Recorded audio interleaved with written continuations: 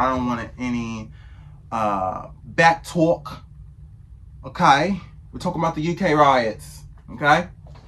Come along, oh come along with me. Smoke some weed and talk some shit. I don't really like to smoke though. I hate some of these hoes. I sure do. Come along with me. Talk some shit and smoke some weed. I don't really like to smoke though. Anyway, that's my intro, bitch.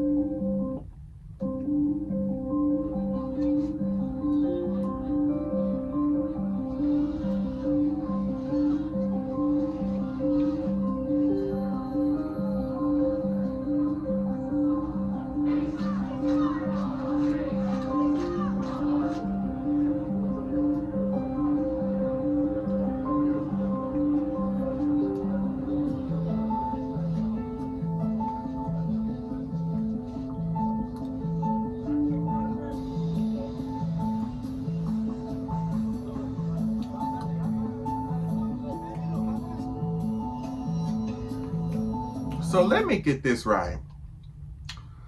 A black boy stabbed some little white girls. Then a Pakistani decided to said that he was basically an Islamist migrant on top of being black. Is this the same person? Right?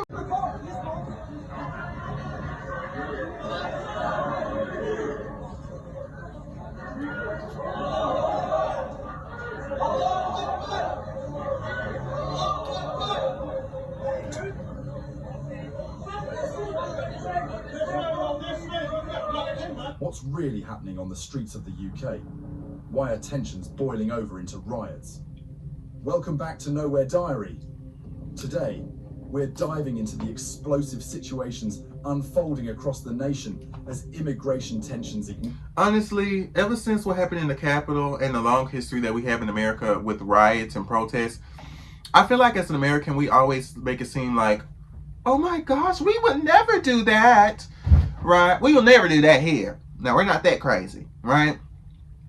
But in all seriousness, no, we would, and we have done protests and we have had riots. And actually, the reason why the police force actually has the power that it has now and it gained the power that it has had is because of the fact that there were so many types of protests that were happening. There were so many different types of things that were happening in America. But it's very interesting because as an American, I always see protests. I always see protests like every other weekend for Paris, for French people. I say it like that.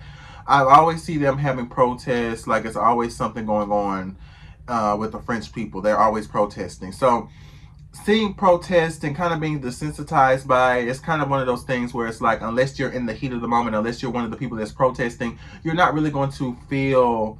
I feel like if I'm being honest, I'm not really feeling the visceral nature that's happening in this particular type of moment. I'm not really being like, oh my gosh, like I'm taken aback. I'm like, it's not even trying to be a try hard. Like if I see somebody get popped in front of me, because some people, they dealt with that, right? If I see somebody get hurt in front of me, I'm going to be shook. I'm going to be like, oh my God, what's going on? But I have the distance of looking at it online and being like, this is unfortunate. But it's not surprising to me seeing this happening in Europe. Like, it's not surprising to me that there's a whole bunch of people that is using this particular type of tragedy that's happening and the other different types of misinformation that has been put out there and using it as a justification to go against migrants. With social media and the news painting starkly different pictures, we'll peel back the layers to uncover the truth behind UK Muslims. Tooling up and riots exploding over immigration tensions. Stay tuned as we break it all down. Whenever you flip through your social media feed, it's like a scene from a movie. Raw and unfiltered clips of chaos and clashes from street corners across the UK. But switch over to the 6 o'clock news and it's a different world. Polished, calmer, and often downplaying the severity. There's a significant discrepancy between the two. It's confusing, it's bewildering, and it's frustrating. It's shaping how each of us views what's really going on. With the mainstream media painting its own version of rosy reality, the truth gets murkier, especially when you hear about what's happening from people on the streets. It leaves us all wondering, what's really happening? This massive gap in portrayals isn't just a minor issue in reporting styles. It's the mainstream media actively moulding public opinion, setting the stage for more misunderstanding and miscommunication among the people watching from home. Now, in the midst of the UK's escalating tensions, there's one specific narrative that's not gaining as much traction as it should be. For some reason, it's nowhere to be seen or heard in the mainstream The news. police love beating on somebody, I swear to God. Tooling up and taking to the streets. Descriptions of men arming themselves and forming groups have popped up across various social media platforms, painting a picture of communities feeling the need to defend themselves or assert their presence. This isn't just a sidebar story. It's a continuously Man, go sit down somewhere. There are Okay. deeper layers of unrest. Because what is he doing? Do y'all see this man? Reaction that aren't I hate when protesters. He has the same energy of how there was this one dude. I don't know which protest it was. Dude started town LA.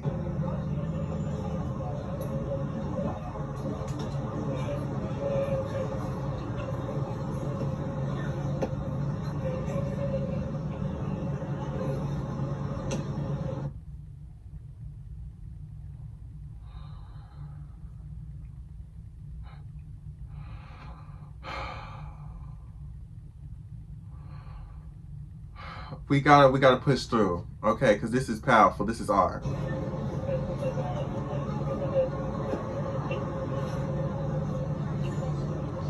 And it's the white. I didn't even notice the white woman with him.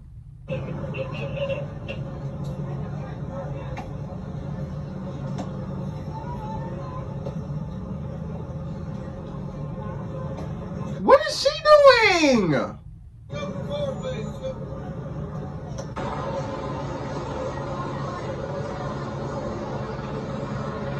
Like, I feel like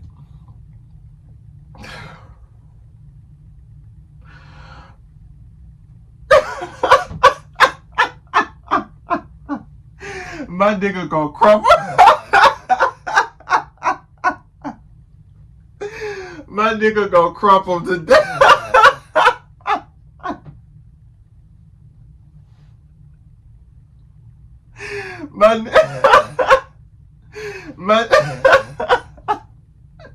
My nigga gonna crumple to death.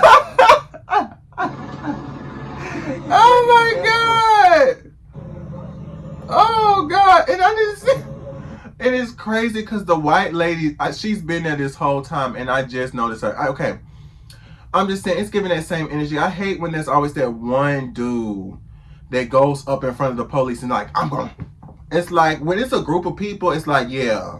And when we got numbers, it's like, but when it's like one person, he's like, I'm going to get you. And the police is just like, we got guns.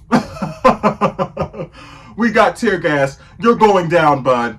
It's just, it never looks right for me. typically captured by BBC, The Guardian, Daily Mail, or what have you. As citizens of this slowly crumbling country, it's important that we understand the forces driving these actions. And Is he helping her? What happened to her? Oh, Lord, he's What's arresting the really girl. prompting this show of force, and what is the government doing about it? If they're doing anything about it at all. In the bustling streets of the country, where protests have become extremely common and crowds gather, talks of two-tier policing are stirring up heated debates. The idea isn't new. but it's gained fresh legs in light of recent events. Two-tier policing simply means that not all groups get the same treatment when the blue lights flash and the sirens wail. Some say it's like watching two different police forces at work, depending on who's in the crowd. Take a look at how protests are handled. When environmentalists glue themselves to the roads, when BLM activists march, or when pro-Palestine protesters come in droves, the police response is often measured, even patient and highly tolerant. There's a playbook for these events, and it seems to involve a lot of dialogue and restraint. Contrast that with the community protests involving groups composed of blue-collar, working-class white males. The response is quicker to escalate, the police quicker to show force. It raises the question, why? Word on the street. I'm starting to sense what Nowhere Diary is about. We're getting a little bit conservative. We're kind of, because when I'm looking at the stuff, when he said that, I'm kind of like side-eyeing, like, girl, what are you talking about? It's time for all of us across Europe, United Kingdom. Our kindness has been taken for weakness, not a good move. Imagine Christian men protesting in Pakistan. I'm sorry, but I get so sick and tired. And you know what? People are going to be mad at me for saying this, but I get so sick and tired when white men are like, they've been thinking we're weak. They think we won't fight back, but we will. They think we won't fight back, but we will. I swear, I'm not a punk. I'll knock you out right in your fucking face. Right? It's like, how about you shut the fuck up, right? Calm the fuck down. The reason they sit there and they have certain hostility against some white men is because some of y'all be acting crazy. Let's keep it a buck. Y'all will act crazy. Y'all will do stupid ass shit, and then you will sit there and play the fucking victim. Now, everyone does that to some extent. I'll say it like that. Everyone does that to some extent when you're doing protests. There's always people doing stuff they had no business doing. Even when we had certain riots and certain protests, there was people in those particular type of riots and protests that was doing shit they had no business doing. So, from his perspective, since I assume he's from the UK and he knows so much is going on, from his perspective, I can see why he may feel that way. But sometimes it's just this natural tendency for everyone to kind of get annoyed when it's like white men are now being violent. White people are now standing up.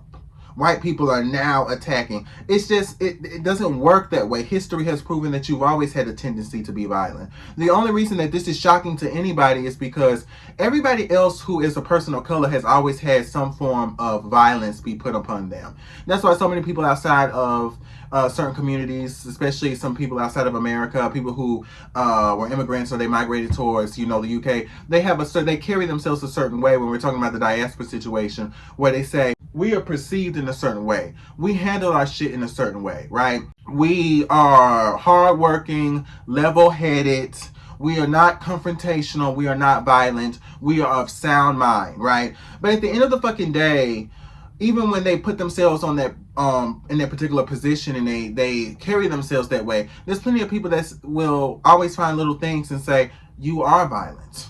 You are somebody who, you may be a hard worker, but you don't work as hard as me. You don't have my values, right? And I've noticed other people of color outside of America specifically, they really do put that at the forefront of their, I guess, how they represent themselves, right?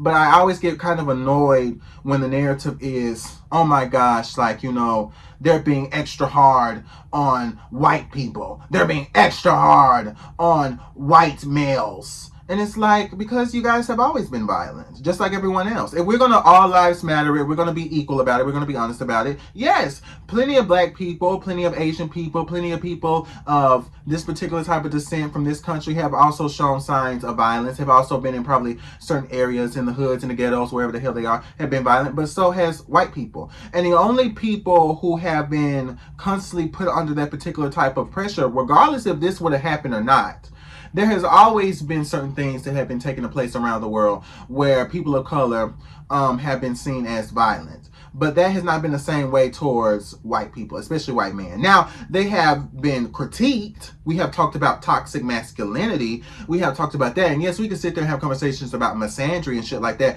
But it has not been to the same level where it's like, oh my gosh, like the violence that the white people are going through. Oh my God. Oh God. No. That's what protest is. I even had that particular type of issue when conservatives were talking about how, oh my gosh, the stuff that's happening, the Columbia riots, oh, it's getting out of hand. As someone on the outside looking in, I'm just being honest. I don't like this particular belief because I already know that half of it is like they're being truthful about it, and the other half is just bullshit to me. I can't tell you how many times I've seen white men and women be violent. And the way that that is perceived in society is completely different from people who are already perceived as violent from the get-go. They're going to blame certain music or certain aesthetics or stereotypes or whatever the fuck. But at the end of the day, it's like, no, some of you bitches are doing too much. Just like that man was going, huh, huh. And guess what? The cops were sitting there like, just don't get too crazy. Because they act like that in America. Why would you do that to me? What are you doing? I'm white. Right? It's like, yeah, and then here's one. A man was viciously stabbed in the neck in Birmingham yesterday. The video is horrific. Yeah, I mean, and this is the thing about protests. This is the thing about really, I don't want to conflate protest and riots. Is that protest, at least peaceful protest, there was never anything with a lot of peaceful protests that didn't have violence in it. Martin Luther King did a peaceful protest, but they were being peaceful. The people that was going against them were not, right? You always have peaceful protests, but there's bound to be a counterattack from people that are resistant toward your peaceful protest. Muslim communities, or during clashes involving racial tensions, the police are often accused of adopting a more aggressive stance toward white males. This can involve anything from rapid deployment of riot gear to a quicker trigger for arrests and crowd dispersal tactics. The police have their take. They say they're caught in the middle, tasked with maintaining public order while navigating the minefield of public perception. They argue that context and threat assessment dictate their approach, not the identity of the protesters. Yet, from the outside, it's a judgment. Well, there is. Okay. It comes straight from the horse's mouth, no less than the UK Prime Minister himself, Keir Starmer, or as Elon Musk so eloquently refers to him, two-tier Keir. In a speech following one of his Cobra meetings, Keir Starmer, with much enthusiasm, talked about a new plan to boost police effectiveness by rolling out a standing army of specialist officers. I had a Cobra meeting this morning, which was an opportunity that I took to thank the police for their work over the last few days, to express my support for the police officers who have been injured and the communities impacted by this mindless thuggery. The idea is to make sure the cops have what they need, right where they need it, to shut down disturbances efficiently. Sounds pretty straightforward. He also touched on speeding up the justice system. Loads of arrests have been made, and some folks are already facing the judge. Starmer's pushing for legal processes to move faster, showing he's all in for quick and firm justice. But a curious point in Starmer's speech was how he views the recent upheavals. He's not calling them protests. To him, it's all violence, plain and simple, and he's not having any of it if it targets mosques or Muslim communities. Let's reiterate that. He specifically mentioned that there will be zero tolerance if these so-called protests are attacking mosques or Muslim communities. Starmer's focus on protecting mosques and Muslim communities is understandable, but zeroing in on just one group, that kind of approach can lead to unintended consequences. Take what happened on August 5th in Birmingham, for example. A violent protest erupted when an armed Muslim patrol surrounded and attacked the Clumsy Swan, a local pub. These guys were out looking for far-right troublemakers they thought would show up. Spoiler, they didn't. The chaos didn't stop there. They went after journalists too, even smashing up a Sky News team's vehicle. And there was also that lone white guy who was foolish enough to get caught up in the mayhem. He was given a beatdown by the peace-loving Muslim protesters and ended up having his liver crushed. The worst part is, the police were nowhere to be found. But back to the topic.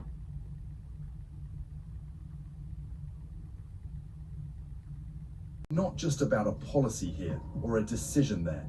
It's deeper. It's about who feels heard and who doesn't. It's about who sees their values and experiences reflected in the halls of power and who feels ignored. The backdrop of these protests isn't just political, it's cultural. It's a tug of war over national identity, a debate on what it means to be British in today's world. This tension is playing out everywhere, from social media debates to street protests. The media's role is massive. The majority of people, normies... This just, because I'm about to leave the whole video, it just seems, it's summed up to me that a lot of different things are happening different culturally in Europe, right? There's a lot of people coming in from different parts of the world that have changed the dynamics of what's going on in England. Basically what he's saying. And long story short, it's the same shit that I've heard from white supremacists, and not even just white supremacists, not even really just far right or conservatives or Republicans, just like regular white people, you know, who maybe not even have a particular type of political affiliation or anything like that, that have said the white people are getting taken over, certain values are being taken away from this particular type of structure that has always been in this country, where it was predominantly white, it was, you know, cis het, it was, you know, Christian, it was this particular type of values, hardworking, pull yourself up by your bootstraps, conservative. It was like this. Things have happened, people have come in, and of course, the certain people that have come in, not all of them are good people. And because of that, now we have certain tensions that are rising from white people where they're now fighting back, right? I'm not going to be convinced that there probably wasn't racism and a whole bunch of other bullshit that a lot of white people have said when migrants were coming in and doing shit and, you know, existing, because not all of them were being people who were bad and being people who were being disorderly, being people who were causing violence and crime. That was just not the case. That's not what I believe. Today, every time I hear a good amount of white people and they complain about how culture is changing, culture is shifting, things are happening, people are being violent, we're finally fighting back. To me, it just seems like a lot of these things that they were saying behind closed doors, a lot of the racism, a lot of the indifference, a lot of the annoyances that they've been had towards people of color, that they've been had towards people who had a different culture than them, that were finally starting to have some capital, having some influence, having the ability to have riches, and having the ability to have any type of success in that particular type of country that they went to, there begins to be frustration from people who are white, people who do share that particular type of culture, who do not get to reap the benefits, who do not get to have certain types of things, certain types of success in their own country, yet somebody comes in, they didn't have nothing, and they have the audacity to take X, Y, and Z. You can see some of those same type of issues, it's a different way, but some of those same type of issues that are happening now within America, where we're having a lot of issues where there's a lot of people that are saying we don't want so many different types of people coming into the country. I feel like white Europeans have a right to some extent to feel that particular type of frustration and anger. But at the same time, a good amount of that is just something that I feel like has always been bubbling up under the surface. And I'm saying that as someone, again, outside looking in, as someone who, if I'm being honest, I know there's a lot of racism in Europe. I know there's a lot of other different types of prejudices in Europe. And so when I see a whole bunch of white men be like, we're finally fighting back, I'm just I roll my eyes, because at the end of the day, it's just like, you probably was already fighting. You probably was already acting a fool. You probably was already doing some stupid shit. You probably was already sitting there feeling some type of racist feelings towards people of color who were coming into your country. And so at the end of the day, the riots just seems like an excuse. The things that are happening, the misinformation just seems like an excuse to finally just do what you've been feeling for the longest time. It's not shocking. I don't think anybody who actually lived in the UK, unless they've been privileged enough not to deal with any type of racial issues, I don't think any of it is shocking. I don't think any of it is, you know, groundbreaking news. I just think it's just a bit redundant. Just the fact that it's happened so many times. And yeah, a lot. I'm being honest. This is Fox News. There probably will be a lot of protests that are going to happen because of this. Or I'm going to assume that maybe something will happen. That there might be some type of protest. Something that might happen in our own country, because not only just white people are feeling this way, but a lot of black people are feeling this way. Even black liberals are feeling like, girl, we have enough people here. And so who knows what's going to happen? Who knows what is going to take place? maybe even after the election, because I don't even know if Kamala Harris wins. It's like, if Trump wins, it's like, I don't know.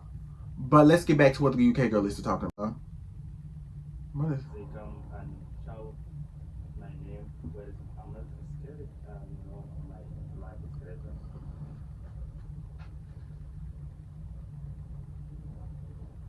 Mm-hmm.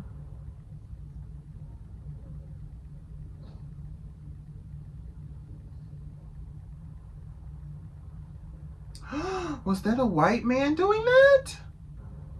What? They don't do anything.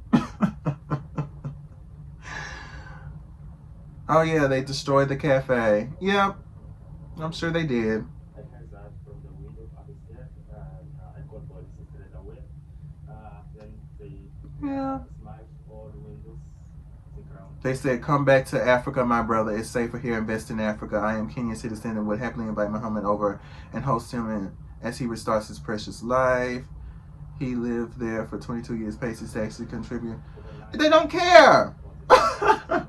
They don't care. And you know what? As an American, as a black American, I just get so annoyed because, see, stop fleeing to your enemies for a better life, building your homeland and thrive. Yes. Why don't y'all try to build in your own homelands? They say the problem is governments and the way that they oppress. You can't survive and thrive. High taxes, inflation, hunger wars. The hunger wars make sense. High taxes, we got that. You got that in plenty of places. Inflation, you got that most definitely in plenty of places. But still, it's like every country has bullshit that they go through. Every country has certain stuff that has happened to them, right? Certain things that are going on. So he would have been better coming to America, honestly. He would have been better coming here if we want to sit there and talk about people coming to a different type of country for a better life, especially considering that so many Africans talk about how, America is like so much better. America is just like the land of milk and honey. You get so many opportunities here, right? He would have been better coming over here, right? But he went to the UK. I never understood why so many Africans go to the UK. Colonization, racism, bigotry, hate. I don't understand why you would go into the lion's den and be surprised when a lion bites your hand off. That's kind of how that, I find it to be annoying on both sides from my perspective. And of course, I'm thinking from a racial standpoint, because that always plays a part in these particular type of issues. Not just ethnicity, but the racial aspect of it as well. I'm like, you are a black person. You are also an African going to a country. They may have different type of initiatives, and they may have somebody who's at the head of their politics who is a liberal, who is a progressive. That does not change the fact that at the root, at the foundation of a lot of these different issues that are happening in these countries, you do not even have to be somebody who understands the ins and outs of that country to understand that at the surface level, at least, there has always been racism. There has always been white supremacy. There has always been issues with people of color. And also, again, me making a parallel with the certain issues happening with people migrating towards America, me making a parallel with what's happening here versus what's happening in Europe. You're always going to have people who feel some type of way when a group of people are coming into their country and taking away their rights, coming into the country and actually having success, coming into the country and actually taking away resources, taking away things. People aren't going to want to be nice anymore. Let me clarify. You already had the racism. You already had the white supremacy. You already had the xenophobia. You already had the history of all of those other different things that have been present in Europe itself. Because Europeans like to pat themselves on the back for not being as racist as Americans. They love to pat themselves on the back. They love to pat themselves. We don't worry about race. We're not like those Jim Crows, right? They love patting themselves on the back, right? We are not racist. We don't do that shit here. And be just as racist, just as ignorant as any other white American could. And so at the end of the day, when you're seeing these particular type of dynamics that are happening, I'm not shook. I'm not shocked. I'm tired. And I have no right to say I'm more tired than this gentleman right here and every other person that's gotten affected. White, and obviously the people who are of ethnic background. Why did you guys go there?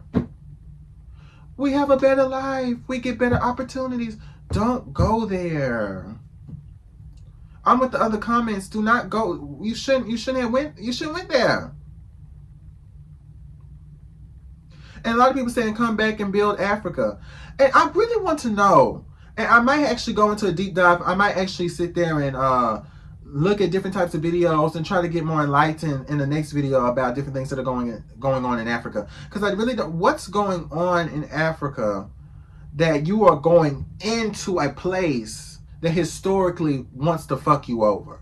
You're going into a place that historically wants to sit there and shit on you and mistreat you and wants to do a lot of other fucked up things while also pretending like they actually give a fuck about you. I want to know what's going on. Because again, I don't get it. And I want understanding, because I understand that Africa's very, very fucking big. Very big. It's very fucking big, right? And there's lots of different countries in Africa. Because let me look. There's 54 fully recognized by the United Nations. There's 54 countries in Africa. 54! 54! And it just confuses me how I see so many Africans come to... I mean, again, it's one thing to come to America, and people still gonna feel some type of way about that, especially when you shit talk to people in the country. It's another thing to come to the UK.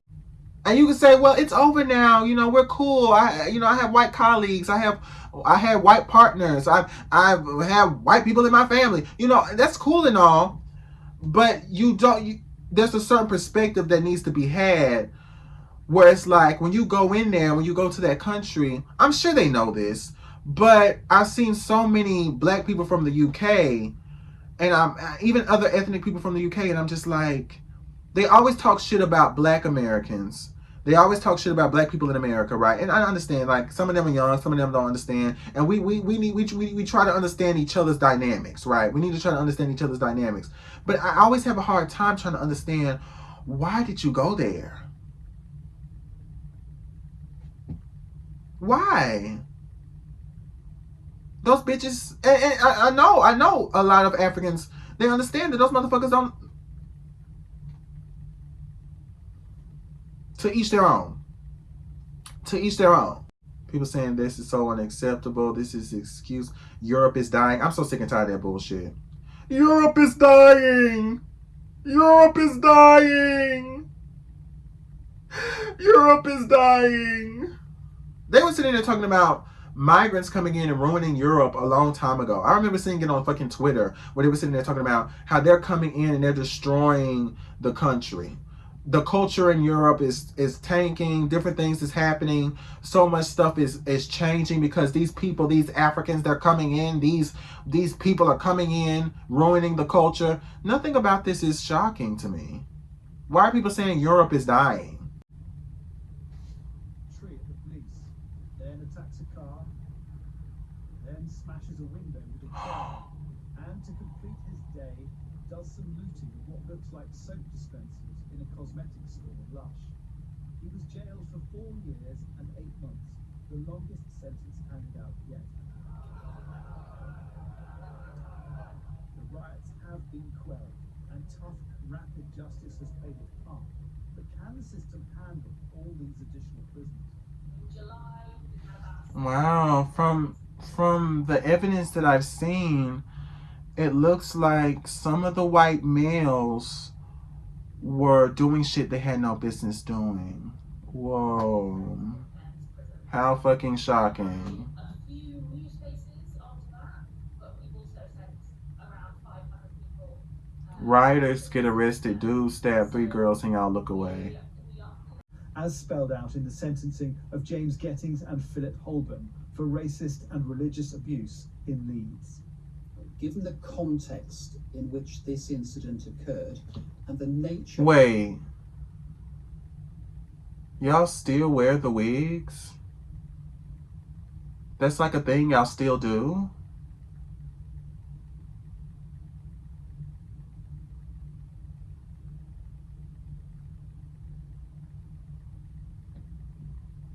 conduct, which was designed to increase racial and religious hatred at a time of... % of offenders are women.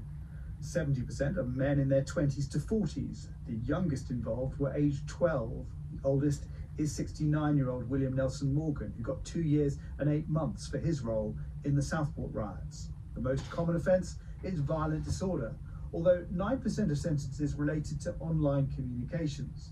The vast majority are going to jail, with 50% getting 2 years or more.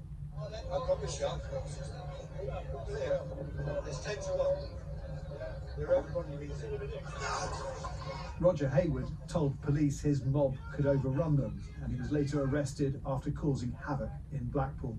Roger, you're under arrest for a breach of the peace. You don't have to say anything, mate. He was sentenced to 30 months for, among other things, assaulting an emergency worker.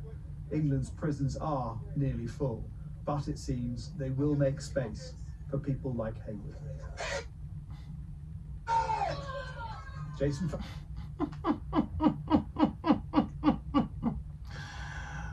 Oh my gosh.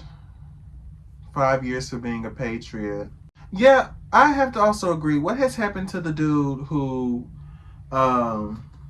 killed those girls? What happened to him? So he was 17. Jesus He Christ. arrived at court with huge security around him. The teenage defendant was in the white prison van, so far anonymous, but about to be named publicly.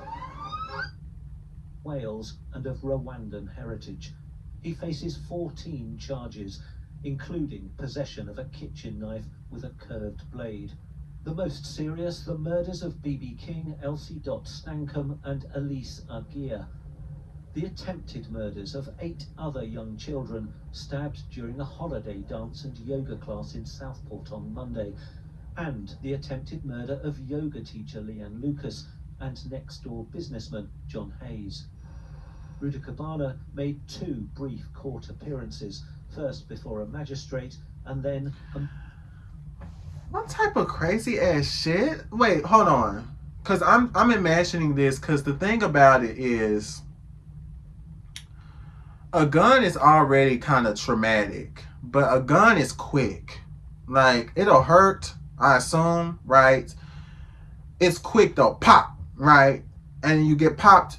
Something is so visceral about taking a damn knife and stabbing somebody and going on a stabbing spree. And the fact that he was 17 years old. senior judge. What was going on in the house? Who was raising him? What the fuck was happening? Because he had to have some type of mental issues. That don't make no damn sense. For much of the time, refusing to confirm his name. In law, at 17, he's a child, so wouldn't normally be identified. But he's 18, an adult, next week, and the media asked the judge to scrap his anonymity. The prosecutor, Deanna Here, said the court needed to balance the defendant's welfare against the public's interest in the case. The prosecutor said naming him would reduce the risk of misidentification of others who might be subject to violence, as seen in the recent disorder. The police, she said, doubted that would ease public tension, and the youth justice team wanted to keep his anonymity for his own welfare. Judge Andrew Maneri said it was exceptional, but he would allow Rudakabana to be named. Continuing to prevent the full reporting, he said, has the disadvantage of allowing others to spread misinformation in a vacuum. I hate the wigs. But also, yeah, you should release his fucking name. Will be That's back crazy. in court in October, when he'll be asked if he wants to plead guilty or not guilty. A provisional trial date was set for January. Fucking crazy, man. That's crazy. Teenager child, and this streamed 3 weeks ago. Video shows Chuck E. Cheese creating no black child. Twins and teenage sister violent. And, I mean, the craziest shit I ever seen in my life. After the attack, some rumors started doing the rounds. Rumors about the suspect's religious identity. Some people from out of Southport decided to act on the rumors. Hundreds descended upon the town in mourning and unleashed violence at a mosque near the site of the stabbings. Here's our report. a dance class workshop was underway. This is only, and this was bound to happen because the thing is, the fact that he was from Rwanda, right? And the fact that he is a little black boy, a little African boy, right? And he decided to migrate to that whole, the UK and then do something fucked up. This is the same way as if it was a white boy, and I hate to say this shit, but I'm gonna try to say it in a delicate way, right? This is the same way that if he was a white boy, right, and he went and he decided to go kill all of those fucking kids, they would have sat there. There would have been protests. There would have been people outraged. There would have been people that were distraught about it. The reason that it becomes tricky is because it is valid for people to feel the way that they feel about the particular type of situation. It is valid for people to feel the way they feel about the fact that this person decided to do what they did and take people's lives, and that they are angry about it. However, because of this particular type of situation, because from what I seen, like another comment I said, they said that Sky News and other they decided to turn off the fucking comments on a lot of their reports. And from what I seen on that video, this is also 3 weeks ago. Yeah, a lot of shit has been happening ever since then, right? And because there has always been tension between migrants and people who grew up in their particular type of homelands, there has always been xenophobia, there's always been racism, there's always been white supremacy, and there's always been a lot of different things that have been happening within the country. This is a perfect opportunity to also, yes, have the valid anger towards the situation, but to also use it as a way to justify hatred towards all people who are migrants, all people who come from outside of the country, who come in to get better opportunities to have a better life. It's a perfect opportunity. It's a perfect opportunity. It's a perfect opportunity to capitalize off of it. It's a perfect opportunity for anybody else to project any other type of narrative onto the situation, and use that to fuel what has already been festering underneath the surface, that has already been sitting there since the beginning. And so it's an unfortunate situation on all ends. I just find that the people who lost their lives should have justice, and also the people who had nothing to do with it, the migrants and the other ethnic people from various different backgrounds, they shouldn't have to deal with the consequences of one probably mentally ill child. They shouldn't have to deal with the consequences of that one particular person's decisions. That's just not fair. But that's just the way this works. So there's two sides, there's two things that are happening all at once, right? It's the shit that I'm already well aware of, the racism, the white supremacy, the xenophobia, all that other shit. And it's people rightfully so being angry because you kill kids. That's just what it is. Again, I'm always going to roll my eyes, though. I'm always going to roll my eyes because if you're going to be violent, be honest about that violence. If you're going to be violent, if you're going to go out, you're going to sit there and yell in the police officer's face, you're going to throw things, you're going to throw shit around, you're going to trash shit around, you're going to do all that crazy shit, then yeah, you're going to get arrested. Yeah, you're going to get pepper sprayed. They do that to literally everybody. They sat there, and it was so funny because with the Capitol riots, when they were running up into the damn Capitol, they got pretty far before they asses got. And there was one woman, one casualty who got popped and she died.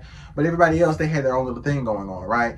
It's like that's bound to happen when you put yourself in certain situations for whatever reason, however you feel about it, whether valid or not.